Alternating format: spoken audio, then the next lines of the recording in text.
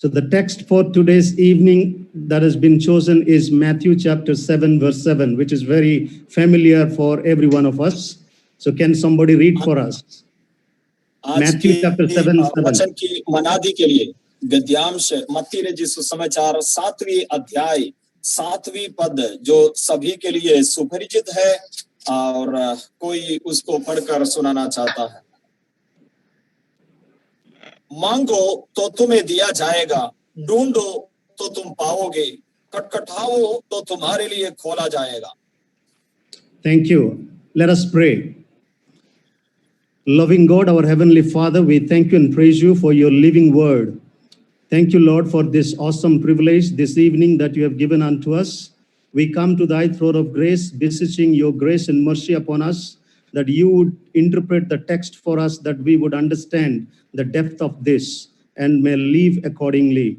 Lord, we give you all glory and honor, and we ask in Jesus' name. Amen. Amen. Once a pastor was flying, please translate.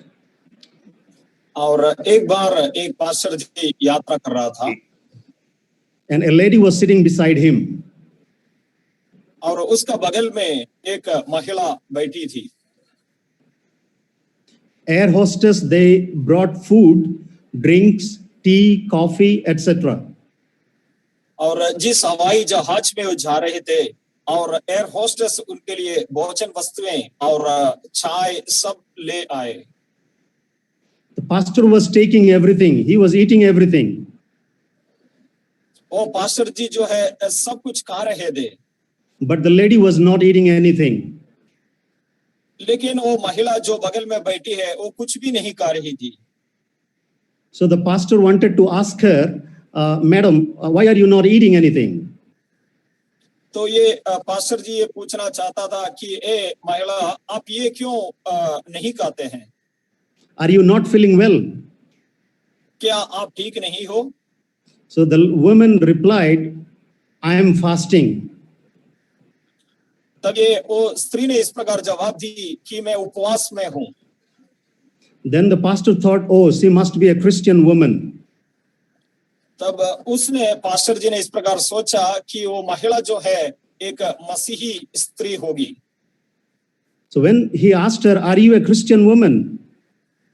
तब She said, no. Pastor ji Go ahead. Pastor ji ने उससे पूछा क्या आप एक मसीही महिला है? But she said, I am not a Christian. उसने कही मैं एक मसीही नहीं हूँ। Then he asked, then why are you fasting and whom you are fasting? और तब पास्टर जी ने पूछा तो आप उपवास क्यों करते हो और किसके लिए उपवास रखते हो? Who is your God that you are fasting now? आपकी ईश्वर कौन है जिसके लिए आप उपवास करते हो? The woman replied, Satan is my God and I am fasting to him.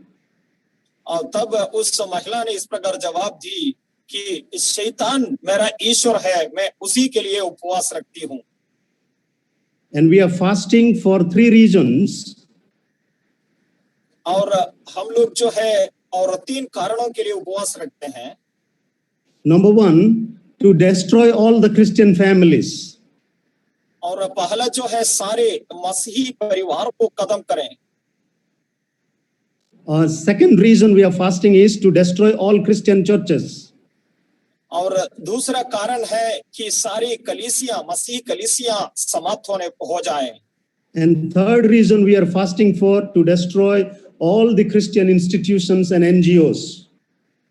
और तीसरी कारण ये है कि सारी मसीही संस्थाएं और सारे एनजीओ खत्म हो जाएं। So pastor was very shocked and ashamed. और ये सुनकर पास्टर बहुत अचंभित हुआ और चौंक गया। Because he was not fasting personally and he was not encouraging his congregation to fast corporately. और इसलिए वो लज्जित हुआ कि वो पास्टर खुद उपवास नहीं रखते हैं और उसकी और जो कॉन्ग्रीगेशन को उनकी और जो कलीसिया को भी वो नहीं बताता है कि आप उपवास रखें। Look at this incident that the pastor who is a servant of a living God, he is not fasting and praying. But a woman देखिए who is आप इस worshipping the devil, और देखिए आप इस घटने को देखिए, जो जीवते परमेश्वर की आराधना करने वाला वो पासवान उपवास नहीं रखता है, और जो शैतान की आराधना करने वाला स्त्री उपवास रखती है। so friends, how much more we need to pray during these days. और इसलिए प्रियो, हमें इन दिनों में कितना अधिक प्रार्थना में रहना होगा। Jesus said, watch and pray. और प्रभु यीशु मसीह ने और जागृत रहने के लिए और प्रार्थना करने के लिए कहा। Paul said, pray without ceasing. और प्रेरित पौलुस ने कहा निरंतर प्रार्थना करो। Martin Luther said, prayer is the most important thing, or prayer is the most important work I do before I do anything. Martin Luther. Martin Luther ने इस प्रकार कहा, प्रार्थना सबसे महत्वपूर्ण विषय है, जो भी कार्यों को शुरू करने से पहले मैं प्रार्थना में समय व्यतीत करता हूं। I spend first 3 hours in prayer before I do anything. और मैं कुछ भी करें उससे पहले 3 घंटा प्रार्थना में रहता हूं। So dear friends, the familiar passage that we have read today, इसलिए प्रियो, जो सुपरिचित गद्यांश जिसको हमने पढ़ा है, ask and it will be given to you, seek and you will find, knock and it will be opened unto you. मांगो तो तुम्हें दिया जाएगा, ढूंढो तो तुम पाओगे, खटखटाओ तो तुम्हारे लिए खोला जाएगा। Looking at the present situation in our context, in our country and even globally, the global pandemic is taking, go ahead.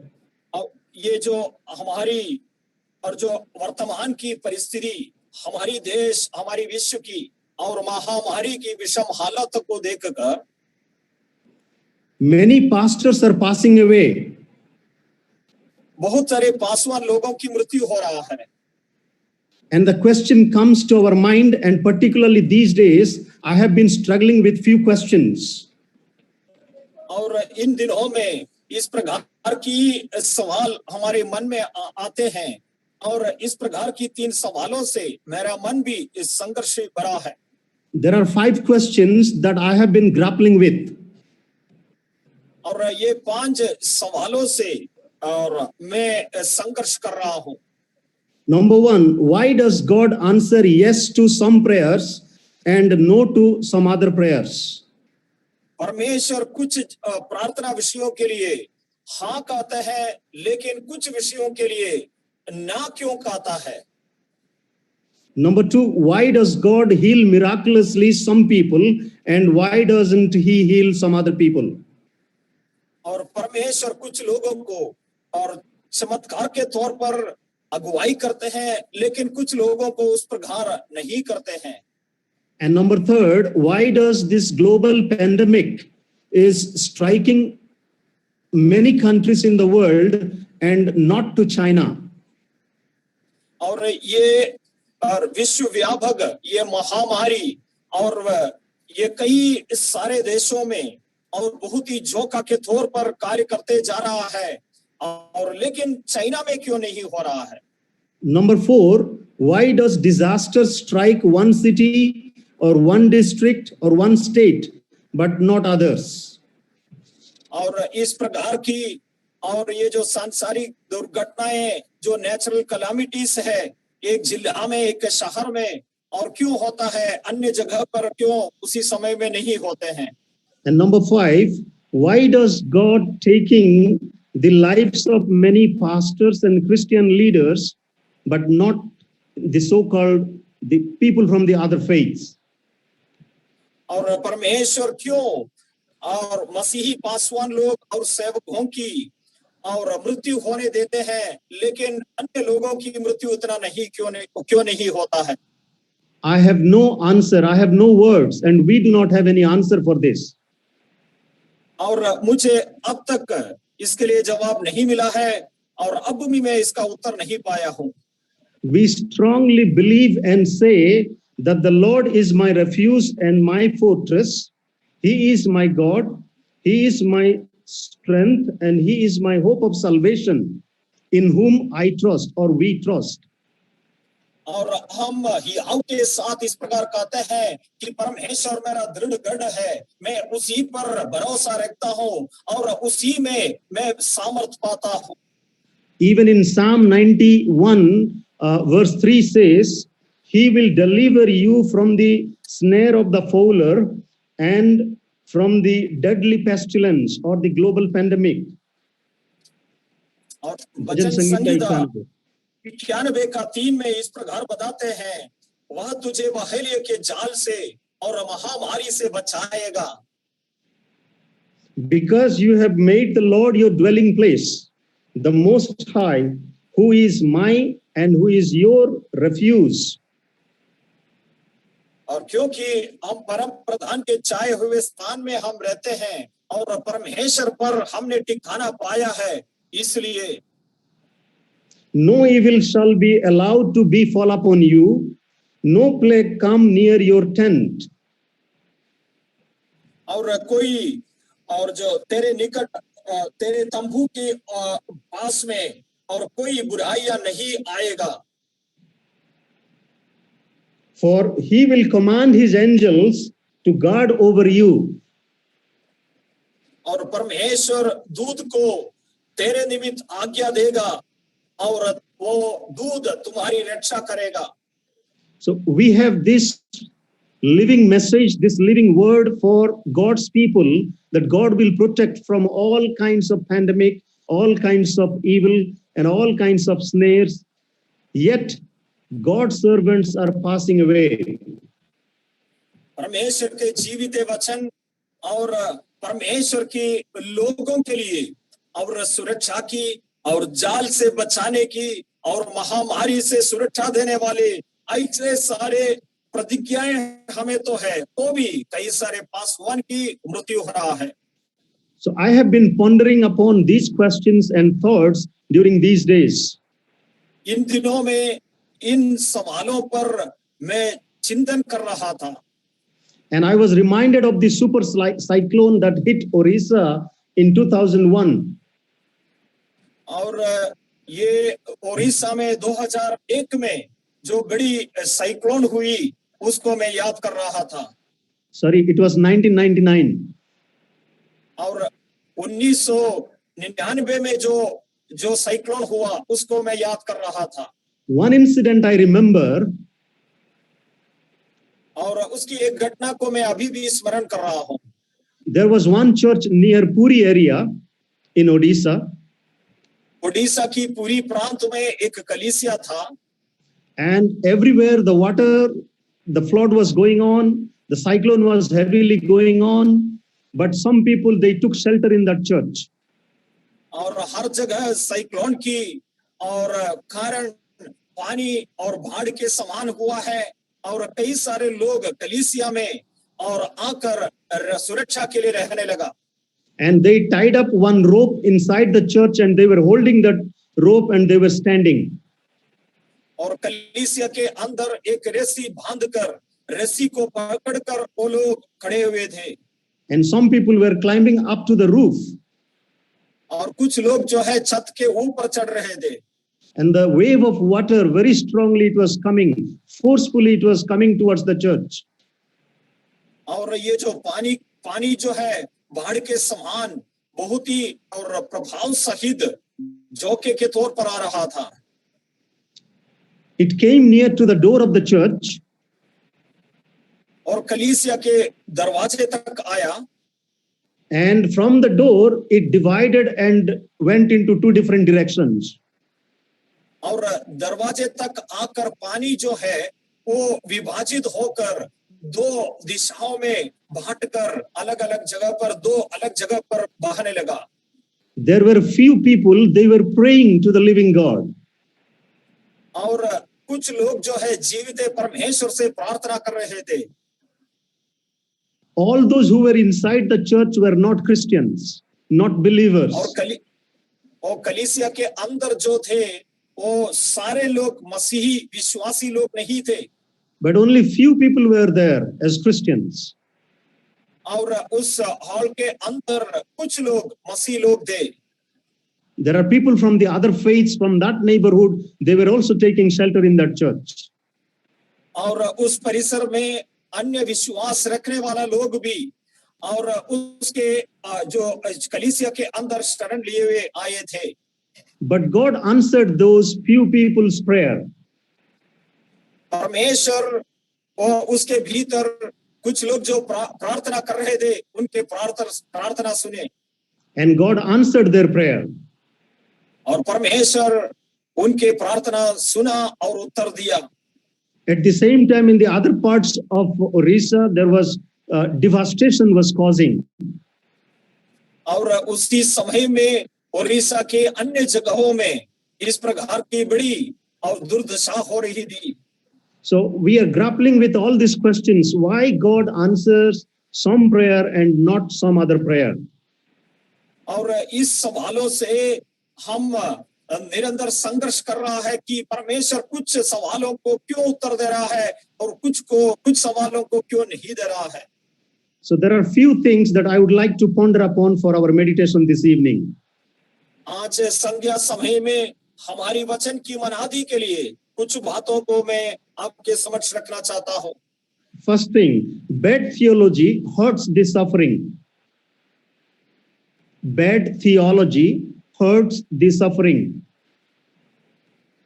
और पहला विषय जो है बुरी धर्म विज्ञान जो है इस प्रकार की विषम हालात को पैदा करते हैं। We firmly believe and know that God answers our prayers. हम दृढ़ विश्वास करते हैं कि परमेश्वर हमारी प्रार्थनाओं को उत्तर देता है। Yet we need to pray and pray and pray. और हमें प्रार्थना करना होगा, निरंतर प्रार्थना में लवलीन रहना होगा। Here in Matthew chapter 7 verse 7, यहाँ पर मत्ती 7:7 में in the Sermon on the Mount, Jesus was trying to teach to his disciples पहाड़ी उपदेश में प्रभु यीशु मसीह अपने चेले लोगों को इस विषय सिखा रहा था। He was teaching them three things. और प्रभु यीशु चेले लोगों को 3 विषय सिखा रहे थे। Ask, seek and knock. मांगो, ढूंढो और खटखटाओ। Ask that they should come to God in humility and awareness of need. और परमेश्वर की उपस्थिति में नम्रता के साथ और उस विषय की आवश्यकता के साथ आए। And the word seek connects one's prayer with responsible action in pursuing the will of God. और ढूंढना के मतलब ये है परमेश्वर की पवित्र शास्त्र के अनुसार परमेश्वर का इच्छा को ढूंढना। The word knock suggests perseverance. और जो खटखटाना जो है धीरज रखने को दर्शाता है। Disciples are to persist in prayer. और इसका मतलब है हमें प्रार्थना में लगे रहना होगा। Confident that their Father will provide them whatever is best for them.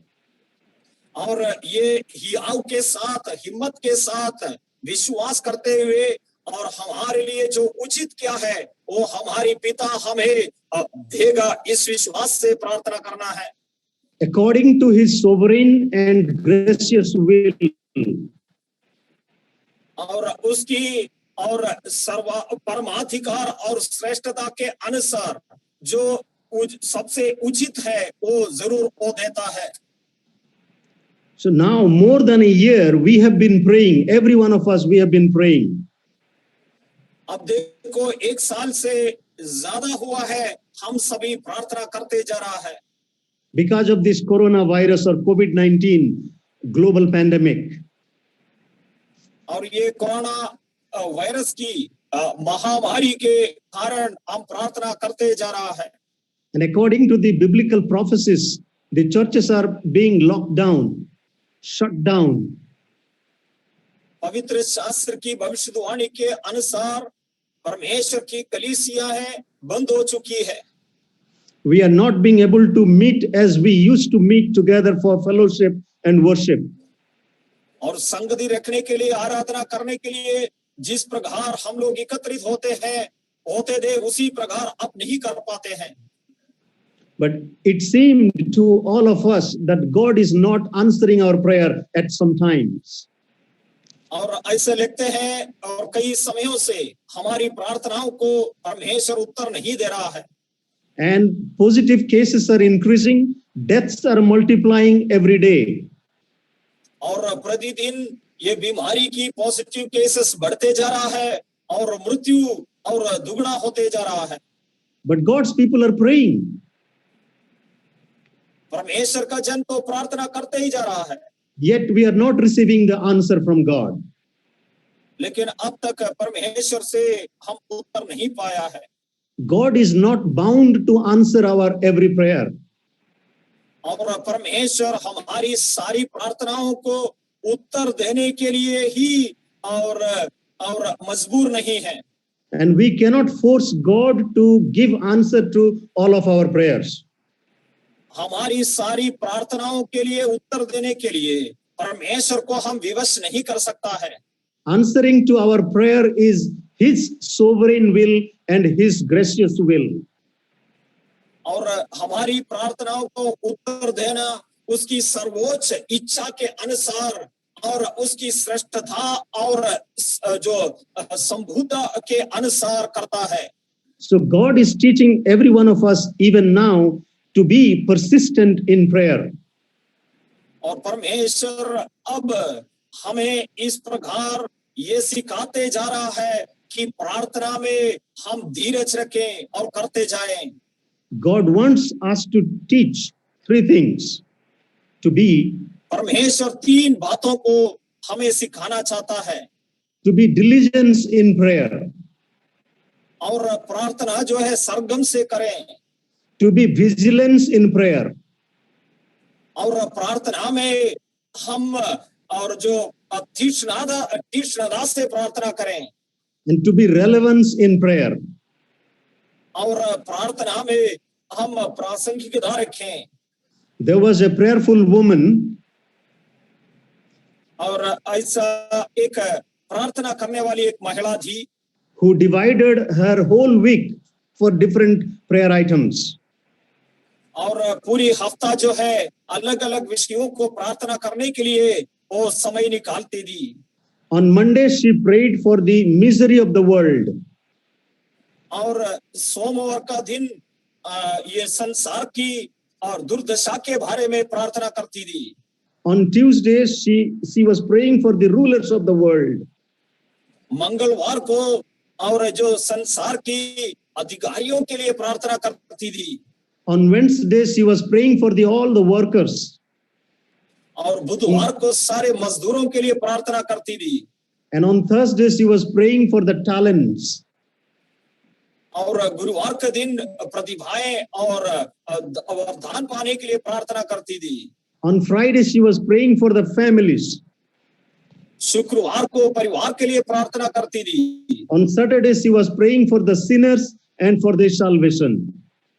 और शनिवार को पापियों के मन फिराव और उद्धार के लिए प्रार्थना करती थी। On Sunday, she was praying for the saints and for the worship. और रविवार का दिन संत लोगों के लिए और आराधना के लिए प्रार्थना करती थी। My dear friends, how we are praying today? और प्रिय मित्रों, हम इन दिनों में कैसे प्रार्थना कर रहे हैं? And why our prayers are not being answered? हमारी प्रार्थनाओं का उत्तर क्यों हमें नहीं मिलता है? Many are fasting. Many are praying and fasting. बहुत सारे लोग उपवास और प्रार्थना कर रहे हैं। Many are spending in the whole night prayer, even chain prayer. बहुत सारे लोग जो है पूरी रात भर प्रार्थना करते हैं और चेन प्रेयर में लगे रहते हैं। But yet many are dying and passing away. तो भी कई सारे लोगों की मृत्यु हो रहा है और दुनिया छोड़कर चले जाते हैं। And others are still living, those who are not even closely connected with the Lord. और जो परमेश्वर से जो घनिष्ठ संबंध जिन्होंने नहीं रखते हैं वो वैसा ही जी रहा है। The second aspect I would like to reflect is one died and another lived. और दूसरा जो विचिंतन का विषय मैं आपके सामने प्रस्तुत जो करना चाहता है, और कुछ लोग जीवित रहते हैं और कुछ लोग मर जाते हैं।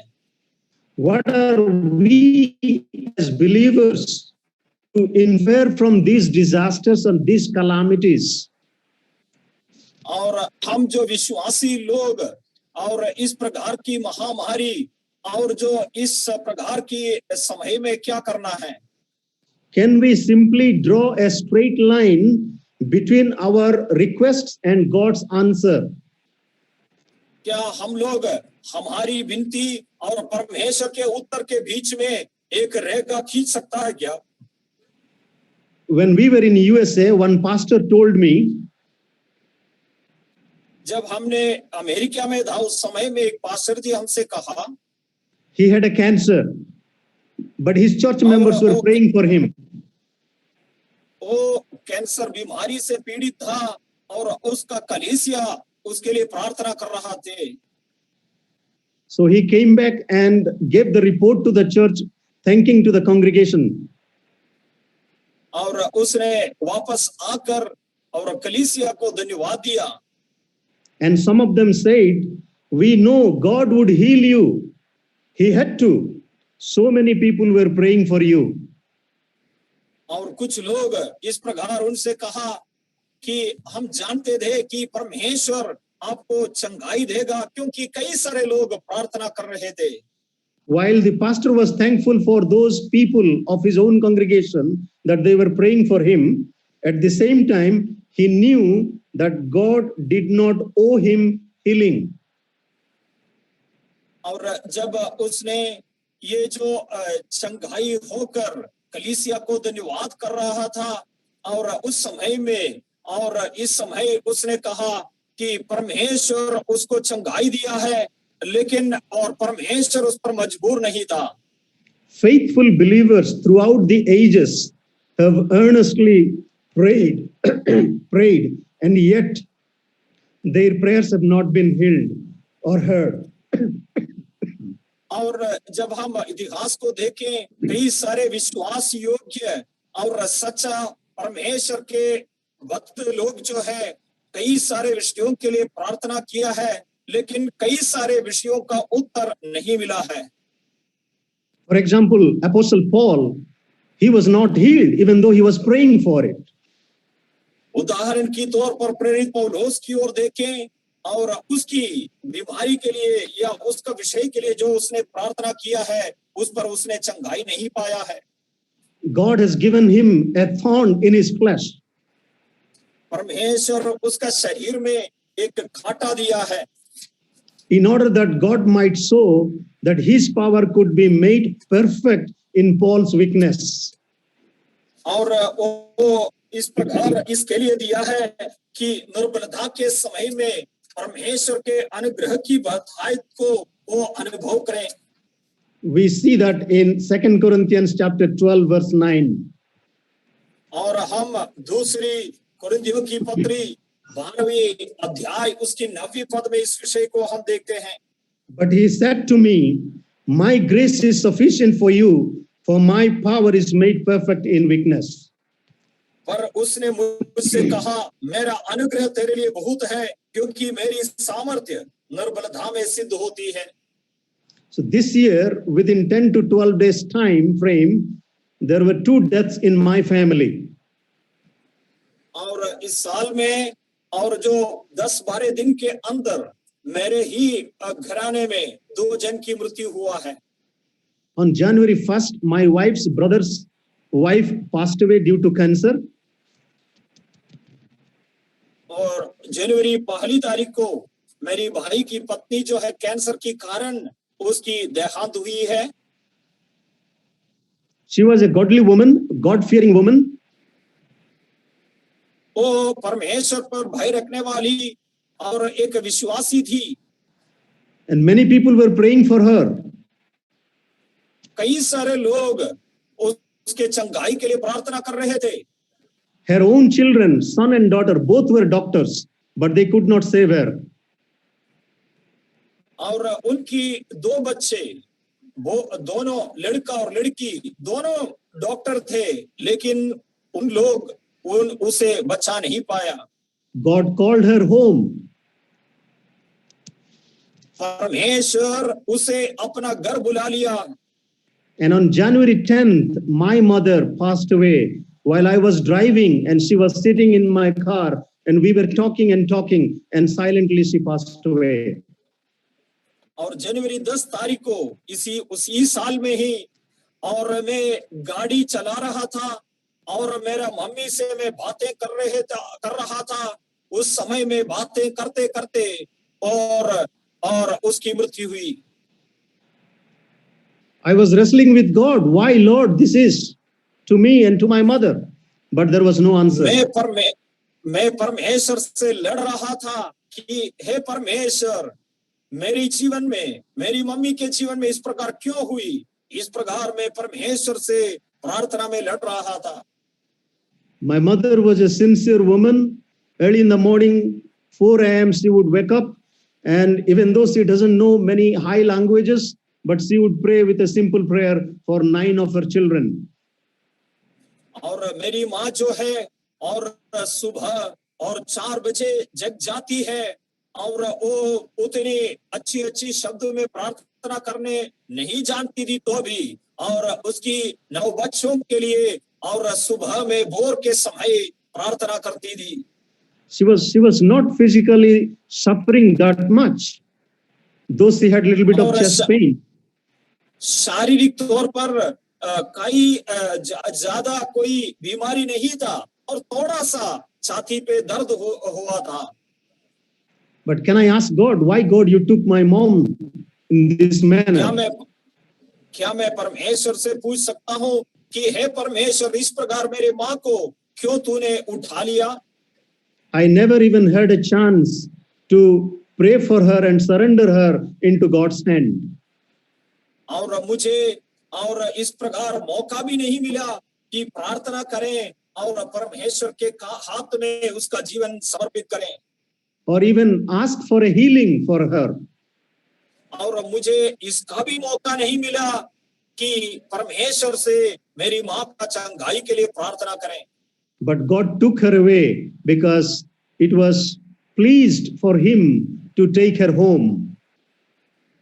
और परमेश्वर मेरी माँ को और उठा लिया, क्योंकि ये परमेश्वर को भावता था कि परमेश्वर मेरी माँ को अपने घर में बुला लेना। Now the third aspect I would like to speak about Peter and James from the New Testament. और तीसरा विषय और नए नियम के आधारित पत्रस और याकूब के विषय में मैं आपके सामने रखना चाहता हूँ। Why did God save Peter and spared James? और परमेश्वर पत्रस को बचाकर और याकूब की मृत्यु क्यों होने दिया? In considering the question of when and why God chooses to rescue, और जब हम ऐसी सवाल पूछते हैं और कब और कैसे और बचाता है, परमेश्वर बचाता है, I was reminded of Acts chapter 12. और उस समय में प्रेरितों का काम उसकी 12वीं अध्याय के विषय परमेश्वर ने याद दिलाया, which begins, about that time Herod the king laid violent heads on some who belonged to the church. और अध्याय इस प्रकार शुरू होता है, उस समय हेरोदस राजा ने कलीसिया के कई व्यक्तियों को सताने के लिए उन पर हाथ डाले। He killed James, the brother of John, with his own sword. उसने यूहन्ना के भाई याकूब को तलवार से मरवा डाला। And when he saw that it pleased the Jews, जब उसने देखा कि यहूदी लोग इससे आनंदित होते हैं, he proceeded to arrest Peter also. उसने पतरस को भी पकड़वा लिया। So Peter was kept in prison. अब देखो पतरस जो है बंदीगृह में है, but earnest prayer for him was made to God by the church. और कलीसिया जो है पतरस की छुटकारा के लिए लव लगाकर परमेश्वर से प्रार्थना कर रहे थे। That we see in Acts chapter 12, verse 1 to 3 and verse 5. और इस विषय को प्रेरितों के काम 12वां अध्याय 1 से 3 और 5वीं आयतों में देखते हैं। And Peter was then rescued the very night that Herod was about to bring him out और to kill उसी him. रात को परमेश्वर पतरस को और उसकी हाथ से बंदीगृह से बचा लेता है। Just like he killed James, he wanted to kill Peter. जिस प्रकार उसने पतरस को मरवा डाला, उसी प्रकार पतरस को भी मारना चाहता था। नहीं, याकूब को मार डाला and पतरस को मारना चाहता था. Just like he killed James, likewise he wanted to kill Peter also. जिस प्रकार याकूब को मरवा डाला, उसी प्रकार पतरस को भी मार डालना चाहता था। So why did God let James die and Peter live? परमेश्वर याकूब को मारते हुए पतरस को जीना क्यों दिया है? This question comes to our mind. और ये सवाल हमारे मन में आता है। We know that Peter, James and John, they were very close disciples of Lord Jesus Christ. हम जानते हैं पतरस, याकूब और यूहन्ना प्रभु यीशु मसीह के और घनिष्ठ चेले लोग थे। In general sense, we call them the inner circles of Lord Jesus Christ. और हम सामान्य तौर पर इस प्रकार कहता है कि ये तीन लोग जो है और प्रभु यीशु मसीह की भीतरी चक्र के चेले लोग हैं। These three were often selected to be alone with Jesus. और ये तीनों को परमेश्वर प्रभु यीशु मसीह के साथ और जो एकांत में रहने के समय में रहने के लिए चुना था। Yet their earthly lives after Christ's resurrection were markedly different. और लेकिन प्रभु यीशु मसीह के स्वर्गारोहण के पश्चात उसका जीवन में और इस प्रकार की कई सारे बातें हुआ है। John was the last of the disciples to die. यूहन्ना जो है चेले लोगों में और सबसे अंत में मरा हुआ व्यक्ति है। Peter was rescued from the prison in Acts chapter 12. पतरस को और बंदीगृह से प्रभु यीशु परमेश्वर ने जिस प्रकार प्रेरितों का काम 12वां अध्याय में वर्णन किया, उसी प्रकार बचाया है। But church history says or records that he was later martyred by being crucified upside down. और मसीही इतिहास इस प्रकार बता रहा है, बाद में और पतरस को उल्टा जो टांगते हुए उसे क्रूस पर लटकाते हुए उसकी मृत्यु हुआ और शहीद बना। And James was the first of the disciples to be martyred. और याकूब जो है और जो चेले लोगों में से सबसे पहला शहीद हुआ व्यक्ति है। And the Bible records that Herod killed James, but no elaborating details we have. और पवित्र शास्त्र जो है, जो हेरोदोस राजा ने और याकूब को मरवा डाला, लेकिन उसका ज्यादा वर्णन जो है हम नहीं देख पाते हैं। So we know that Peter's life was spared, but James was killed. और हम जानते हैं पतरस को तो परमेश्वर ने बचाया, लेकिन याकूब को हेरोदोस राजा ने मारने दिया। So what are we to make of all this? और इसमें से हम क्या समझते हैं? There are few questions that strikes to my mind. और मेरे मन में ऐसे कुछ सवाल आते हैं। Did God love Peter more than James? क्या पतरस को परमेश्वर याकूब से ज्यादा प्रेम किया है? Was James's life was less important? क्या याकूब का जीवन परमेश्वर के दृष्टि में पतरस का जीवन से कम मोल है? Did James have less faith than Peter? क्या पत्रस से कम विश्वास याकूब रखता था? Were people not praying for James? क्या लोग याकूब के लिए प्रार्थना नहीं करते थे? This kind of questions comes to our mind. इस प्रकार की सवाल हमारे मन में आते हैं Even when we are losing our dear ones in these days because of the global pandemic. और विश्वव्यापी महामारी के कारण हमारे प्रिय लोगों की मृत्यु होने के इस समय में There are many cities that we know, even in the newspaper, even in the TV news, we are hearing that many pastors, many Christian leaders have been passing away. और अखबार पत्रों के द्वारा और न्यूज के द्वारा कई शहरों में हाँ परमेश्वर की सेवक लोगों की मृत्यु होते जा रहा है And we are still raising the same questions, but we have no answer. हम यही सवाल पूछते जा रहा है लेकिन अब तक हमने इसका उत्तर नहीं पाया है So there is one solution, and the fourth aspect I would like to speak is और इसके लिए एक उत्तर जो हमारी चौथी और जो वीक्षण कोण के तौर पर मैं आपके सामने प्रस्तुत करना चाहता हूं our Heavenly Father know the best.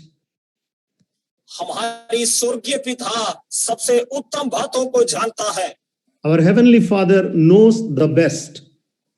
हमारी स्वर्गीय पिता उत्तम बातों को जानता है The Bible clearly tells us that God has plans that we do not understand.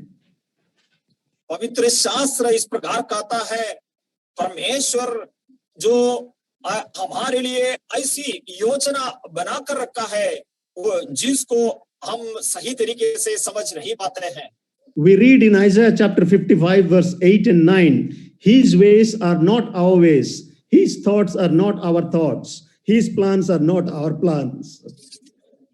यशायाह नबी का ग्रंथ उसकी 55 अध्याय और उसकी 8 और 9 पद में हम लोग इस प्रकार पढ़ते हैं कि परमेश्वर यहोवा कहता है मेरा विचार और तुम्हारे विचार एक समान नहीं है और न तुम्हारी गति और मेरी गति एक सी है क्योंकि मेरी और तुम्हारी गति में और मेरे और तुम्हारे सोच विचारों में आकाश और पृथ्वी का अंतर है Okay, thank you. Because we believe that death is just a passage into eternal life. हम क्योंकि हम इस प्रकार विश्वास करते हैं मृत्यु जो है अनंत जीवन में जाने की ऐसा एक रास्ता होता है For Christians and for believers, death is profitable. और मसीह लोगों के लिए और विश्वासियों के लिए और मृत्यु जो लाभदायक होती है And death is very precious. और मृत्यु अनमोल होती है In 2 Timothy chapter 1 verse 10, we read like this. Christ abolished death. Okay, 2 Timothy chapter 1:10. पहला अध्याय और उसकी 10वीं आयत में हम लोग इस प्रकार पढ़ते हैं Christ abolished death and brought life and immortality to light through the gospel. और अब हमारे उद्धारकर्ता मसीह यीशु के प्रकट होने के द्वारा प्रकाशित हुआ जिसने मृत्यु का नाश किया और जीवन और अमरता को उस सुसमाचार के द्वारा प्रकाशमान कर दिया And even during the context of Lazarus' death, Jesus assured Mary and Martha that I am the resurrection and life. Anyone who believes in me, even if he or she will die, will be resurrected again. जब लाजर की मृत्यु हुआ और उस समय में हमारे प्रभु यीशु को मसीह और मार्था और मरियम को इस प्रकार सांत्वना देते हुए कहता है पुनरुत्थान और जीवन में ही हूं जो कोई मुझ पर विश्वास करता है वह यदि मर भी जाए तो भी जिएगा Praise the Lord. Hallelujah. That's the assurance Christ has given unto us. और देखिए प्रभु यीशु मसीह हमें देने वाली आश्वासन आश्वासन और सांत्वना यही होती है। He has gone through the death reality, और मृत्यु की और जो वास्तविकता में गुजर कर हमारा प्रभु यीशु मसीह गया है, but he defeated the death on the cross of Calvary. और कालवरी क्रूस पर प्रभु यीशु मसीह मृत्यु को हराया है। He won the victory for us over the death और and over उसने the devil. हमारे लिए विजयवंत हुआ है। One day, all of us will die. All of us will pass through. और एक दिन हम सभी मरेंगे, हम यहाँ छोड़कर चले जाएंगे। It ultimately doesn't matter when we pass through it. और कब हम मृत्यु के द्वारा यहाँ से चले जाते, ये बड़ी मायना नहीं रखता है। Some will go early and some will go later. और कुछ लोग जल्दी चले जाएंगे, कुछ लोग थोड़ी देर पे जाएंगे। But God numbers our days before लेकिन they परमेश्वर begin.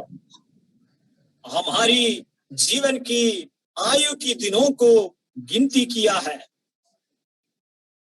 And He alone determines when we will die.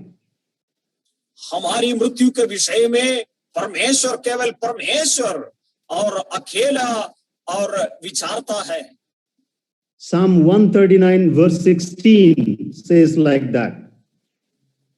और वचन संगीता 139 और उसकी 16वीं आयत इस प्रकार कहता है, The years of our life are 70, or even by reason of strength 80. I'm reading from Psalm 90 verse 10. और वचन संगीता 90 का 10 में हम लोग इस प्रकार पढ़ते हैं कि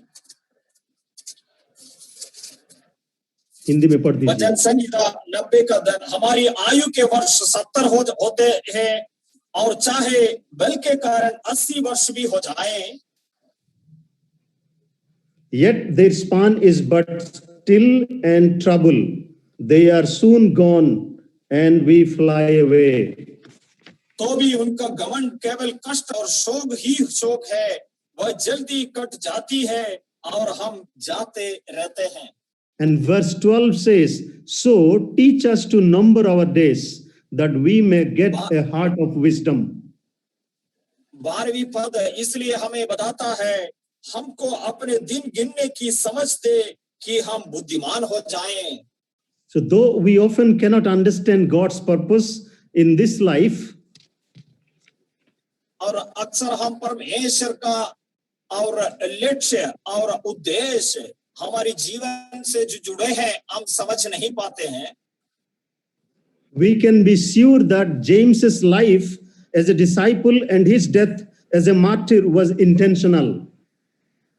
और हम ये समझ सकते हैं जो प्रेरित याकूब की मृत्यु जिस प्रकार शहीद जो हुआ है और परमेश्वर जो है और उसकी उद्देश्य अनुसार हुआ है। Everything God does in this world, in our life, has a purpose. हमारी जीवन में इस दुनिया में परमेश्वर जो भी करते हैं एक लक्ष्य के साथ करता है। Isaiah chapter 46 verse 10 says that. यशायाह नबी और 47 का 10 इस विषय को बताता है। Because of that, we can be sure that at the time of James' death, he had accomplished what God had called him to do. और इसलिए हम निश्चित तौर पर यह कह सकते हैं कि याकूब के मृत्यु के समय तक परमेश्वर उसका जीवन में जो भी चाहा वो सब कुछ परमेश्वर ने पूरा किया है। While Peter's work on earth was unfinished, और उस समय में पतरस का जो काम इस दुनिया में जो करना था वो पूरा नहीं हुआ था। therefore, living or dying, being spared or being tortured, being delivered in this life or the next is not an indicator of God's love for us or the measure of our faith. और इसलिए हमारी जीने के समय में जो कष्ट और जो भी बातें हम सहते हैं और उसमें से गुजरते हैं और हमारी जीवन बच जाते हैं, या जो भी होते हैं, ये परमेश्वर का इच्छानुसार होता है और उसकी उद्देश्य को पूरे होने तक हमारे जीवन में होता है। That is what bad theology would have you believe. Pardon, sir? That is why the bad theology would have you believe. और ये जो है धर्म विज्ञान की और जो बुरी विषय को जो आपने जो सीखा या जो विश्वास किया है, Nothing can separate us from God's love. और कुछ भी परमेश्वर के प्यार से हमें अलग नहीं कर सकता। And our future is determined by what He knows is best for us. और जो हमारे जो भविष्य का जो भी बातें हमारे लिए जो उत्तम है, जो भला है, वो परमेश्वर ने और निर्धारित किया है। That is written in Romans chapter 8, verse 28 and 35 to 39. और ये जो है रोमियो की पत्री 28वां पद और 35 से 39 तक आयतों में लिखा है। Paul understood these principles very well when he said in Philippians chapter 1, verse 21 to 23. और जब इस विषय को सही तरीके से जानते हुए प्रेरित पौलुस फिलिपियों की पत्री पहला अध्याय में इस विषय को लिखा है। For to me to live is Christ and to die is gain. मुझे जीना जो है वो मसीह में है, मरना मुझे मसीह में लाभ होता है। So if I am to live in this flesh, that means fruitful labor for me. और मैं इस शरीर में अगर जीऊं तो मुझे वो मसीह के लिए लाभदायक होता है। I am hard pressed between the two. I am hard pressed between the two. और इस दोनों विषयों के बीच में और मैं दुविधा होता हूं। My desire is to depart from this world and be united with Christ. मेरा इच्छा जो है इस दुनिया से अलग हो that is जाऊं far और मसीह better के for साथ me. जुड़ जाऊं।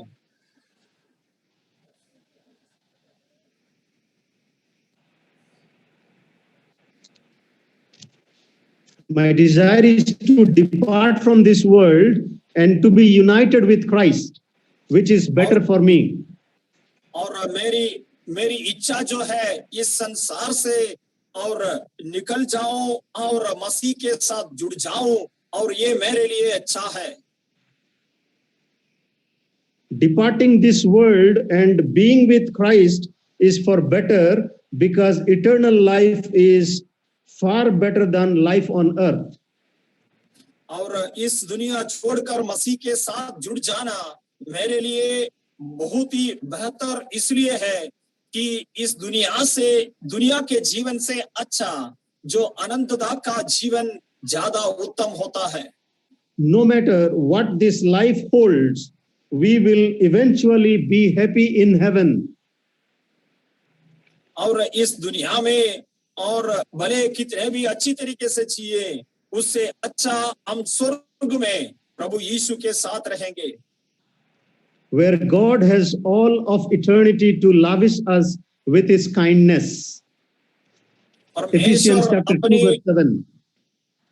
और करुणा के अनुसार जिस प्रकार जो एफेसियन की पत्री 2 अध्याय 7वीं आयत में बताता है, परमेश्वर उस प्रकार की अनुग्रह से हमें और जो हमें उस प्रकार रखना चाहते हैं।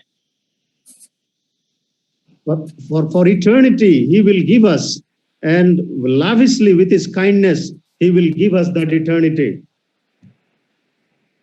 और परमेश्वर जो है और बहुत ही कृपा से जो मसीह यीशु में हम पर है, वो हमारा असीम धन जो प्रभु यीशु मसीह का अनुग्रह का है, वो हमें दिखाएगा।